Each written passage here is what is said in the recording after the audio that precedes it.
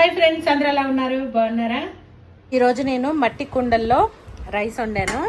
Curry కూడా మట్టి కుండలోనే వండాను, ఎగ్ కర్రీ. రైస్ మట్టి కుండలో వండితే ఎలా ఉంటుందా అని ట్రై చేశాను. అసలు చూడండి ఎంత బాగా వచ్చిందో. పొడి పొడిగా వచ్చింది అన్నం. ఏ మెతుకు ఆ మెతుకు అతుక్కోకుండా వచ్చింది. రైస్ కూడా వేడిగా ఉంది. నేను వండేసి 1 అవర్ అయింది, అయినా కూడా ఇంకా వేడిగానే ఉంది. వేడి వేడి అన్నంలో గుడ్డు కర్రీ వేసుకొని తింటే ఉంటుందండి, సూపర్గా ఉంటుంది. ఎంతమందికి ఇష్టం ఎగ్ కర్రీ? కామెంట్ చేయండి.